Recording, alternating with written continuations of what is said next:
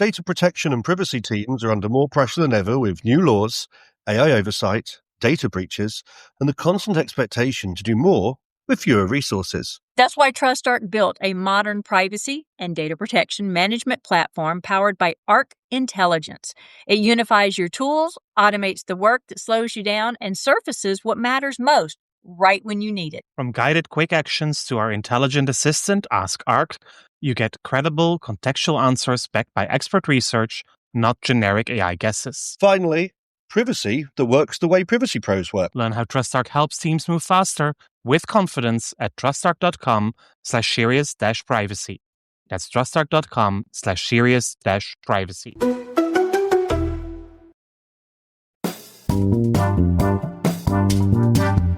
This is Serious Privacy. Here are your hosts, Paul Breitbart and Kay Royal. Earlier this week, we released a special episode on the UK Data Protection and Digital Information Bill. But today, you get the episode we actually intended for you this week. A regular Week in Privacy episode, where Kay and I talk about the EU-US Data Privacy Framework, also known as the Thingy, US state law developments, cookie banners, and also about a call for updates to the BCR mechanism. Lots to discuss, as always. My name is Paul Breitbart. And I'm Kay Royal, and welcome to Serious Privacy. Paul and I are actually, y'all have no idea, getting a little late recording today because there is so much going on in the privacy world. We're like, what are we going to narrow it down to talk to? But I will say, Paul, right after we do the serious question, the unexpected question that we've had suggestions that at the beginning of each podcast, maybe we should take a minute and just call out the happenings in privacy that week. Don't discuss them, just call them out in case someone didn't see them and they need to go look at them. That might be something we look at doing. I don't know. Could be if we think about it, actually. Yeah. And I also don't want to do the copy paste of what Angelique is doing in her podcast. With the 4-minute weekly overview. Exactly. No. Don't want to do an overview. Just want to say, hey, did you catch the story on Amazon this week? Nope. And I saw the one on Facebook. Boom, done. All right. So, unexpected question. How did you start your day? By waking up. Don't make me reach to the phone and slap someone. I mean, that's the honest answer. Funny enough, me too. After that, coffee and the edit of last week's episode. There you go. So, because I had not gotten to that over the weekend, which I usually try to do. I saw that. So I started this morning because it needs to go out today. Yes, and I will dive in after this and do as much as I possibly can. So that's how my morning should have started. But my morning started with, what did I do? Actually, this is my morning. I had breakfast and coffee. And that's about it. So I'm at the beginning of my morning. I don't like to do anything before 9 a.m. I'm just saying.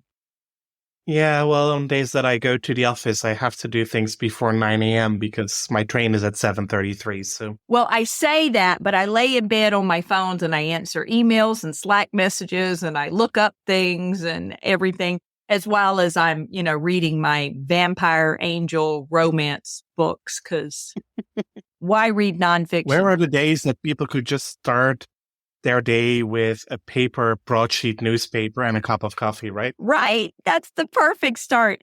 But I will say, speaking of books, and I won't say much else on this, I did post that my book is live on Kindle as an ebook. It is GDPR in the USA. Just a short guidebook. It doesn't pretend to solve all your problems. It's just a quick reference to open up if you follow GDPR to say, oh goodness, what do I need to do in the US if I'm dealing with children's data or health data or education data and some of the crossovers there. I am turning it into a paperback, but I'm going to add more information in the paperback because I want it to be thick enough to have a spine.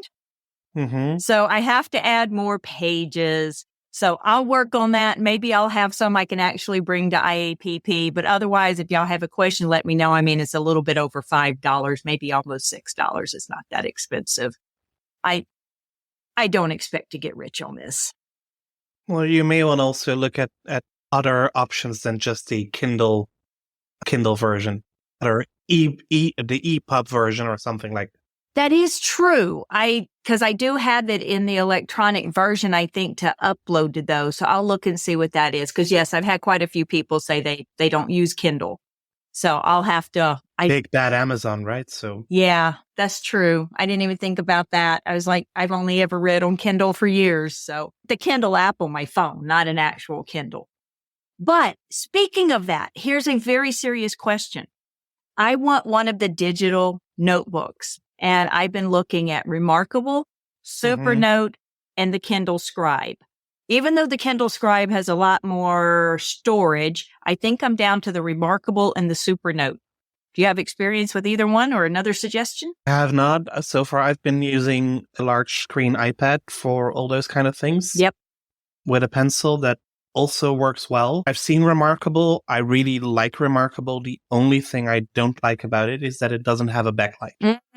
The Scribe does. Which, if there is no light or if there is a low light situation, that's hard. It's very hard to do that. That makes sense. I'll look and see if the Supernote has that. I don't know. I know the Scribe does. Okay. And if any of our listeners have any suggestions, let me know. Up until this point, I've been using the erasable paper notebook, the Rocket Book. So I'm getting a little tired of, I've had it for a few years now, of wiping all the pages down. So I thought about something like that. Y'all holler at me if y'all have a recommendation. Let's dive into a week of privacy. Meanwhile, we'll also see if we can't get hold of Ralph and tie him in here to speak to the UK before we come out. But what else do we have going on in the world? So, well, there is this thingy. This thingy? And we mentioned in a previous episode that the EDPB opinion is out. We just have not yet really discussed it. So it might be good to start with that one. Okay. Hit us with it. So the European Data Protection Board issued their opinion on the EU-US data privacy framework, as it is officially called, on February 28th. And basically, as expected, there are positives and there are negatives, but they don't fully endorse or embrace the framework yet. They certainly see substantial improvements, such as the introduction of requirements on necessity and proportionality for U.S. intelligence data gathering and clarity that's been given. But there are still concerns, especially because bulk collection is still possible. They are not completely convinced about the oversight mechanism, and also on the commercial aspects. There are still some concerns left that are to some extent still linked to the self-certification model. It is about definitions that do not match GDP we have also discussed before. And also still onward transfers is an issue because that has not been ruled out as part of the framework. So also there, what would happen if the data is being transferred? Right. And the onward transfers is just a big problem for U.S. companies to wrap their heads around. Yeah, and I think this is the key problem. Almost every adequacy decision that you implement. We know that Japan, as part of the mutual adequacy decision, imposed some restrictions. I think Korea did too. And I think this will be an argument for basically every single adequacy decision going forward. Yeah, I agree. And even now, when people ask you or companies ask you to do a transfer impact assessment, and they ask you, are you or any of your sub-processors subject to laws that might cause you to disclose information to the government? Yeah. Yeah, that is for every single company. The answer will always be yes. The question is, what are the circumstances under which you should do so? Is that on the basis of a subpoena that has been approved by a court? Is that just a request from law enforcement to provide information as part of an ongoing inquiry? Yeah. There are many different options. And many companies fall under third-party doctrine that law enforcement can go to them to get the information because third-party doctrine, longstanding decisions have held that once a person throws their data away or gives it to someone else, it is no longer their data and they no longer have a right to privacy. Mm-hmm. Now, this has been limited somewhat when it comes to banks. You know, saying, well, people don't have a choice but to give their information to a bank if they want to have a bank account. It's the same way for pretty much anything. Cell phones, you wouldn't. And it would be the same for governments, as we discussed last week with Emma Martins, because you don't have a choice to change government. Exactly. Well, you have a choice to change government. You usually do that via elections unless you storm the Capitol or something. But in principle, you do so via elections. But still, you only have one government per country. Well, you hope you only have one, or you're in a very bad country. True. Let's not go down that route. Yeah, but it is. So it's a big problem. And here's the thing. Almost all companies in the U.S. are going to use either Google or Microsoft, especially for things like documents and spreadsheets and PowerPoint slides, which may or may not ever have, other people's information on it. But regardless, they have something that they use to create communications on, be it email, documents, whatever. And so most all companies use one or the other. I mean, you have very few options otherwise. And the same thing of backing up in either the OneDrive or the Google Drive. And yes, there are corporate accounts for Google and everything. So yes, your sub-processors are subject. Yes. That doesn't mean that your data falls under that. Absolutely not. And I mean, the ADPB also has some concerns about the oversight on the US side, lack of prior authorization, for example, for bulk collection. Why would they worry about that? Well, because it's fairly common to have such prior authorizations in some EU member states. So I think that's why it's there. And also about the effectiveness of the PCLOB. I think in general, they are okay with PCLOB oversight. They just have to get better. Yeah, they just have to get better and basically do more. And of course, we know that there is always the risk every time there is a change of administration that the PCLOB goes without members for a couple of years and then cannot do anything because they don't have a quorum. And they're not viewed as being an active body. They're viewed in a lot of ways as being a very passive body. So I get it. Yeah. So this is the opinion of the EDPB, not completely unexpected, I would say. It's also fairly in line with what the EDPB said, or the Working Party 29 said about the Privacy Shield when that was discussed in draft. And I can only hope, actually, that the European Commission this time around will actually listen to the criticism, because they don't tell the European Commission, go back to the negotiation table and start from scratch. They ask for certain clarifications, for better explanations. They worry that the whole set of documents with, it's about a dozen different documents with cross-references and this goes together with that, and that it is not transparent enough. So they call for better transparency in how the framework is presented and listing what are the criteria for people to work with it actually on a daily basis. All those kind of things can be done. That wouldn't require a whole new series of fights, between parentheses, with the United States. It is just something that the Commission can work on to clarify. Yeah. And I really hope that they do, because otherwise we have the list of arguments for the court already ready on why also the data privacy framework would not be sufficient to stand the adequacy test. So it's kind of like giving them a roadmap to what they need to do to improve it in order to avoid being killed. Yes, I think so.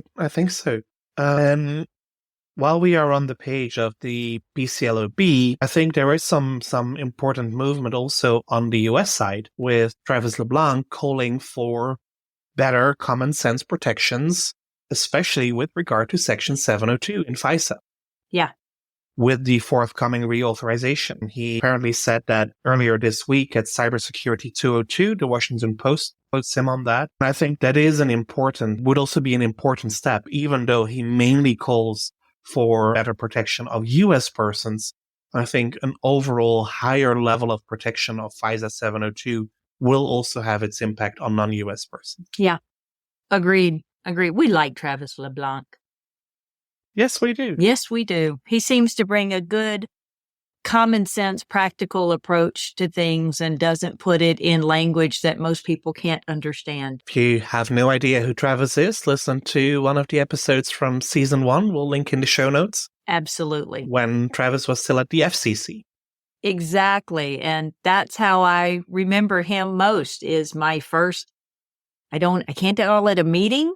My first time that I'd really seen him was on stage. I think it was him and Julie Brill And he wore these really crazy socks that I absolutely loved. And you couldn't help but notice them because, he was right up on stage sitting down. But someone asked him the difference between the FCC and the FTC when it comes to privacy enforcement.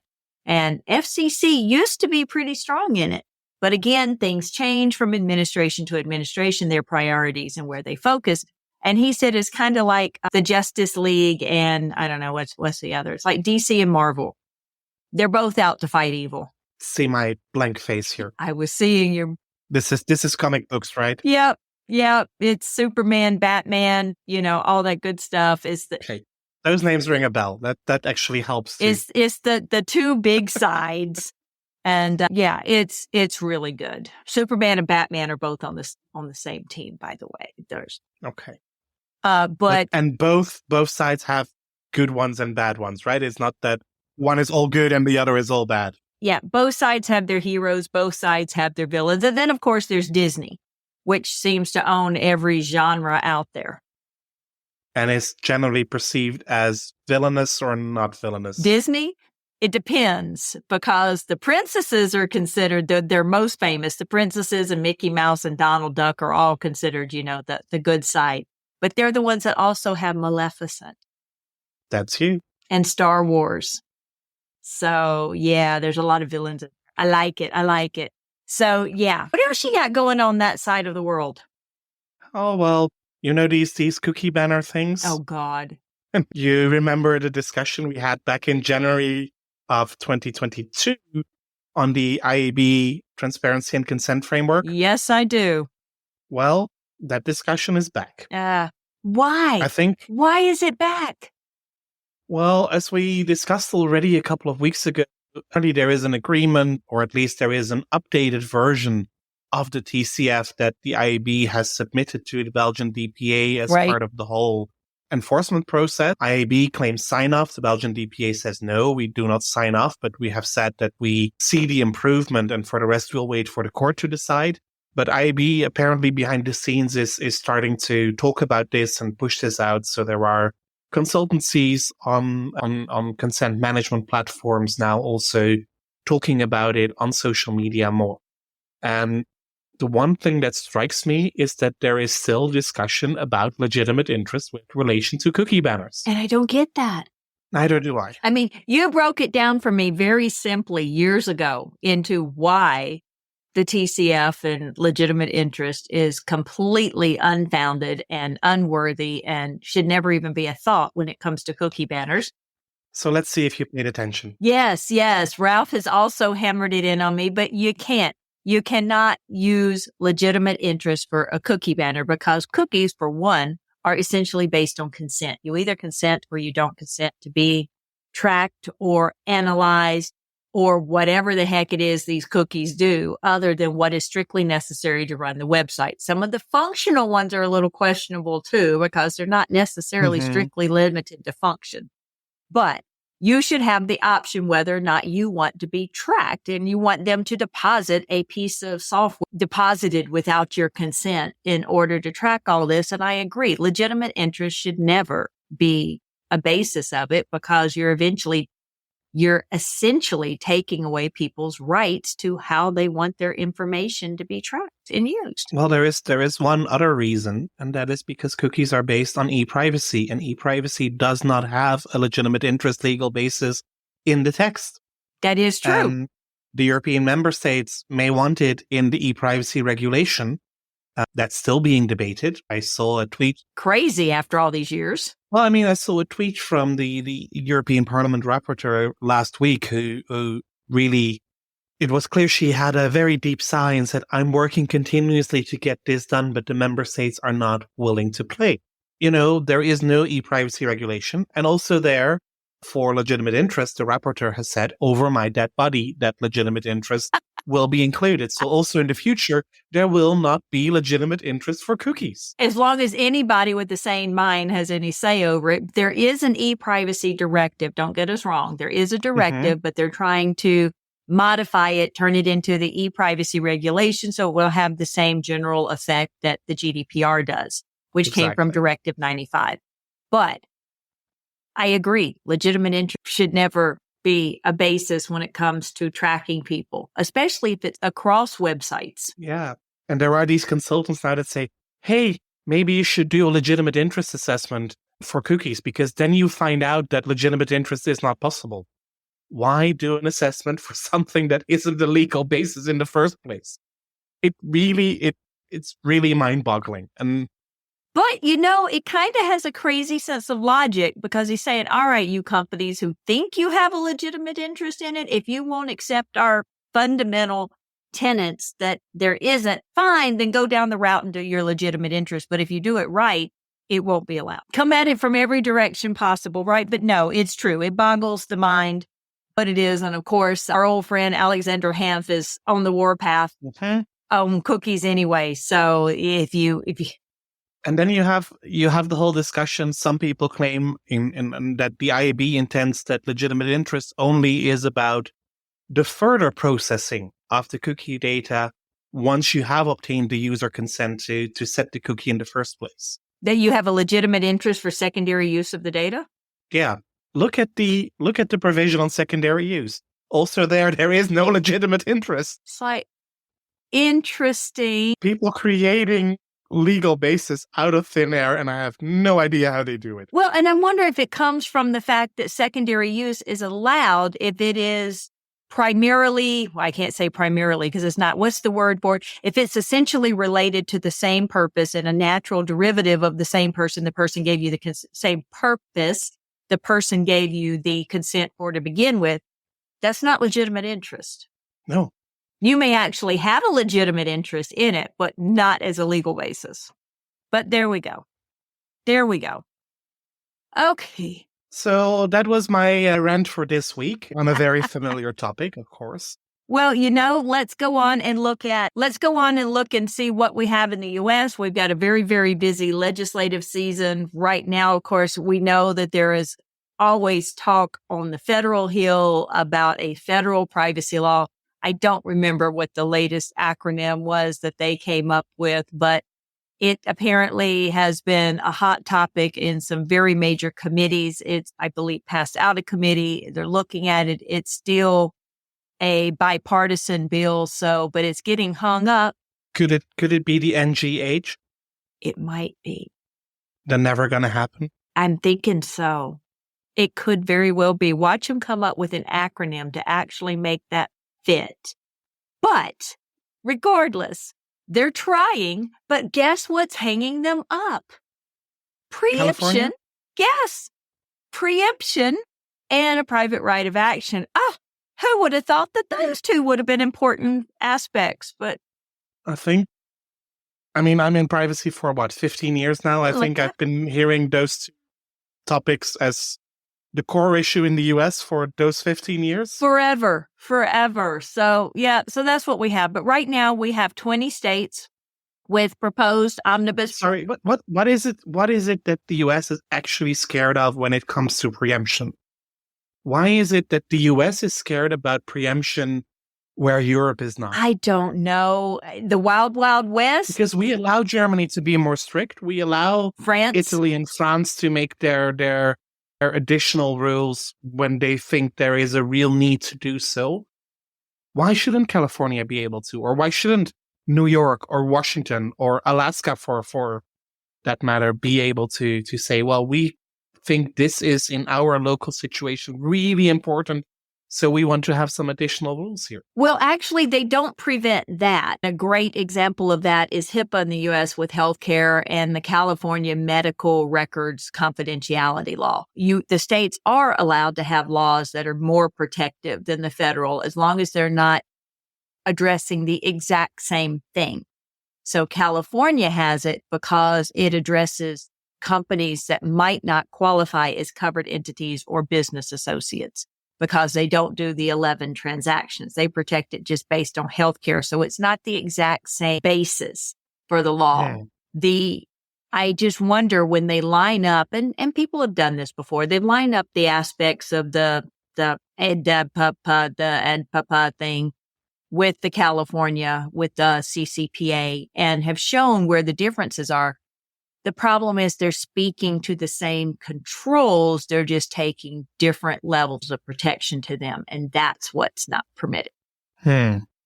So, yeah. So it's interesting how it works. But yeah, all I can say is it's got to be the wild, wild west. We just like to be very independent.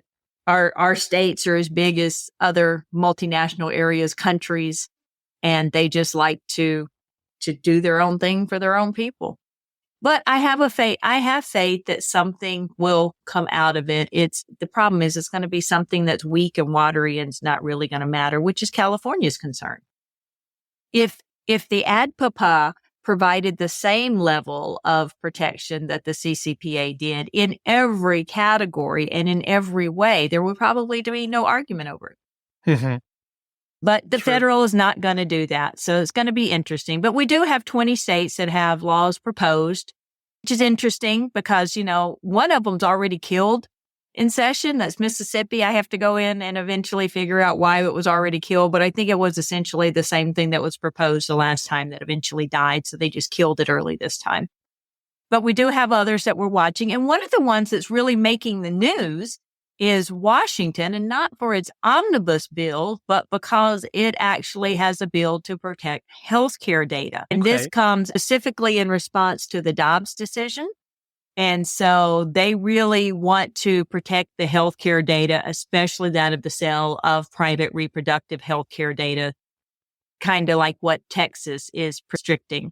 So it wants to present tax on that because they say right now from the data brokers, you can, pay $160 for a woman's search history from a data broker. So if she was on her private computer or phone and was searching, you would be able to buy that search history. And I agree, that stinks. So that is interesting. And that data is usually not protected under HIPAA. A lot of people are like, but you have a law that protects healthcare data. Not that healthcare data, not healthcare data in general. Healthcare data that's used by covered entities and by business associates through those covered entities, yes. But if they don't qualify under HIPAA, which someone's search engine history would not, it would be. But speaking of that does remind me of the lawsuits against Metapixel, and how it is transitioning. And there was a decision that just came down about an app that allowed I think it was the Metapixel to scrape up the data from that. It was either an app or a website from that. And I'll get the details of that one. But it allowed you to scrape up that data and it contained very sensitive health information. And because the company allowed these trackers on their app or their website when they should have known that it was going to transition, which was actually protected health information, to Facebook, that they're held accountable.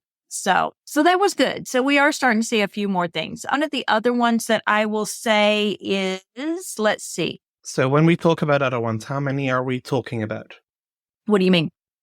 How many state laws are in progress right now? Oh, we have 20. We have got bills proposed in 20 states, and they range from West Coast to East Coast. I can list off the names real quickly. It's Washington, Oregon, Montana, Texas, Hawaii, Oklahoma, Minnesota, Iowa, Illinois, Indiana, Kentucky, Tennessee, West Virginia.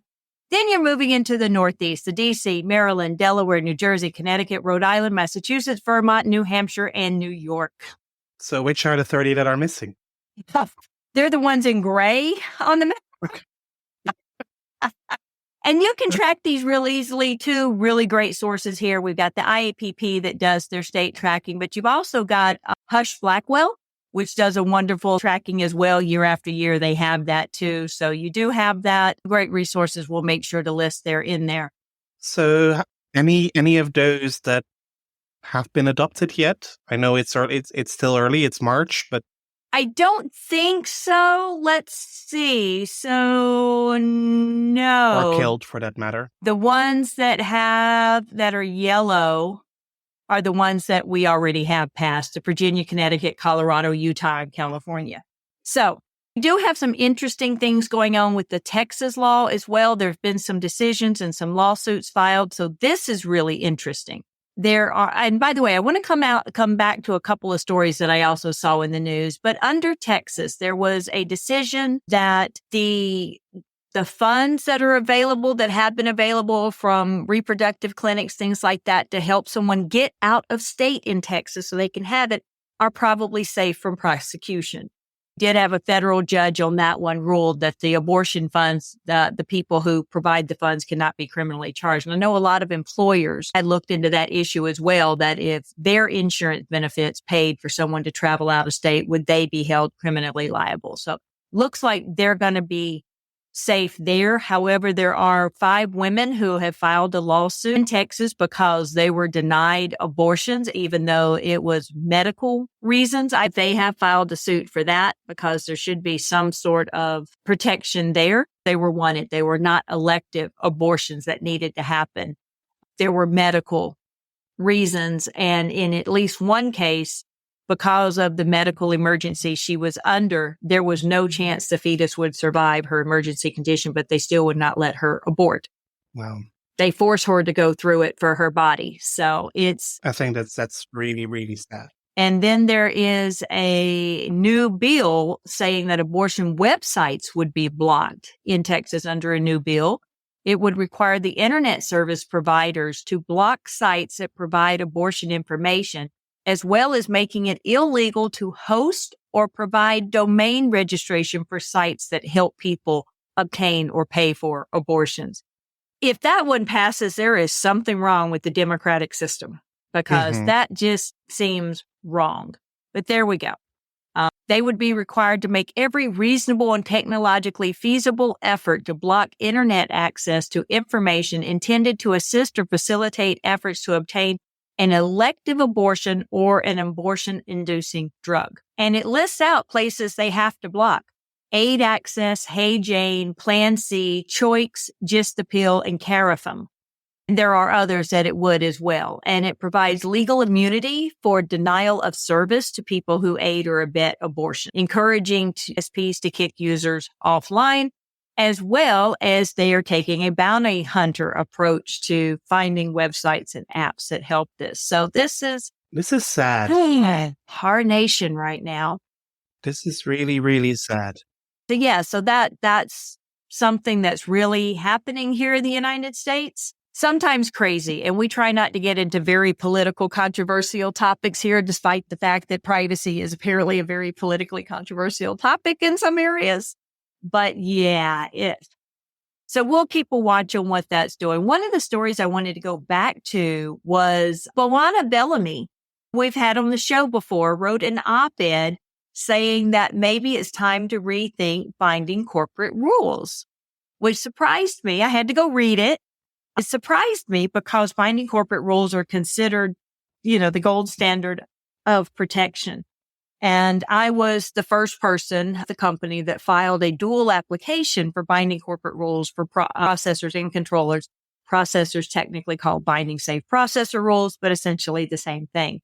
So I'm intimately familiar with the effort it takes for the BCRs.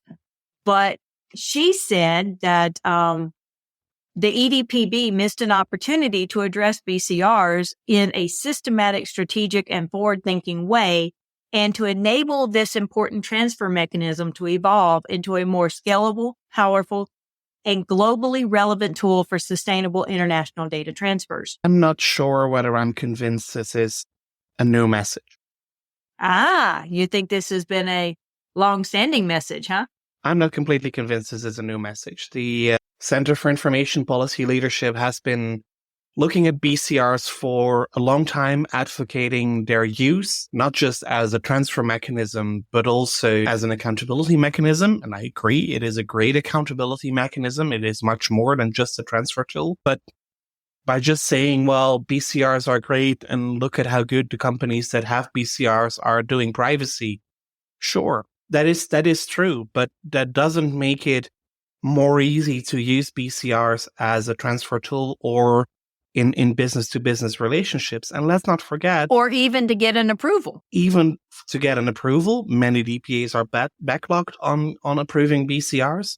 And let's also not forget, BCRs are very expensive. So They are very expensive. They are suitable for a handful of very large multinationals. There's only a little over 100 companies that have ever gotten It's about 200. It's about 200. About 200 now?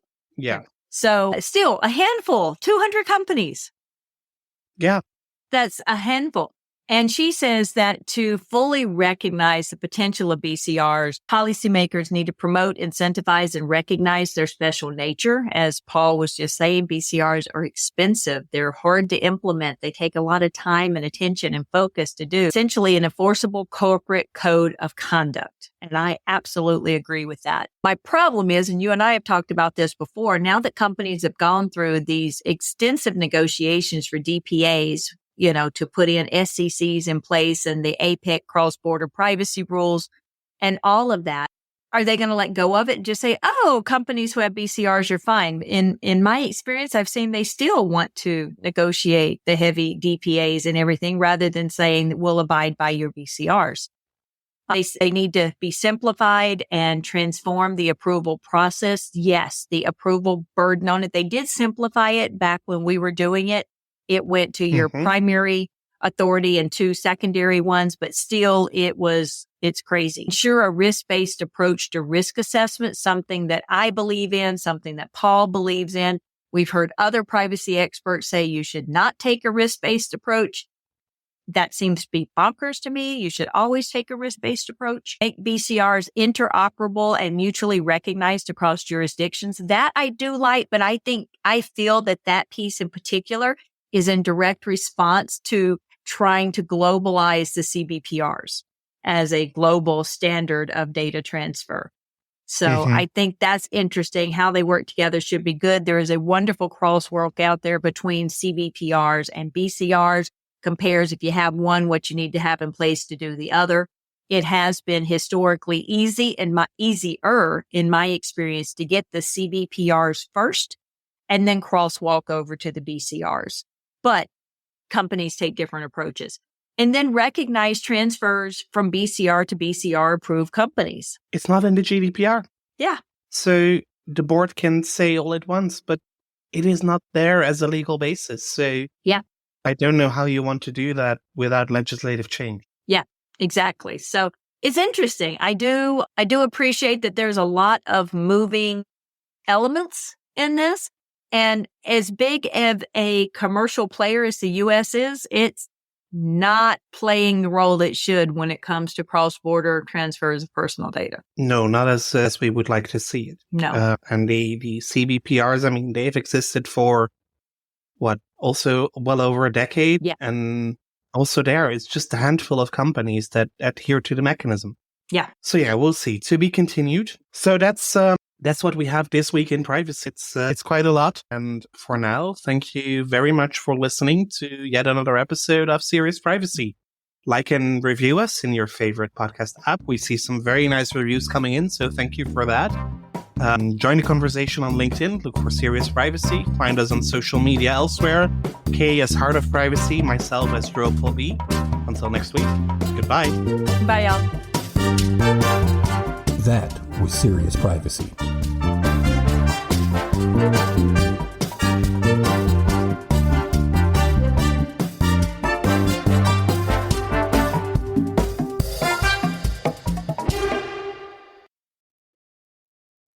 If you're a data protection or privacy professional, you already know the pressure. Non-stop regulatory change, AI oversight, internal demands, and the expectation to somehow stay ahead of it all. And the old patchwork of tools just isn't cutting it anymore. No. That's why TrustArc created a modern privacy management platform powered by Arc Intelligence. The TrustArc platform brings your workflows, evidence, research, tasks, and applications all together in one unified and intelligent workspace so you don't waste time digging, clicking, or context switching. With Ask Arc, your privacy assistant, you can ask plain language questions about laws, jurisdictions, or even your own program data and get credible, cited answers based on NIMD research and more than 1,000 global laws. It's explainable, transparent, and purpose-built for data protection and privacy. So if you need to add a vendor, create a cookie banner, or start an assessment, quick actions take formally complex tasks, turn them into bite-sized guided workflows to save you time. It's a platform that thinks like you, works like you, and helps you move faster with confidence, whether you're a seasoned DPO or you're just getting started. See how modern privacy gets done. explore Arc at trustarc.com/serious-privacy. That's trustarc.com/serious-privacy.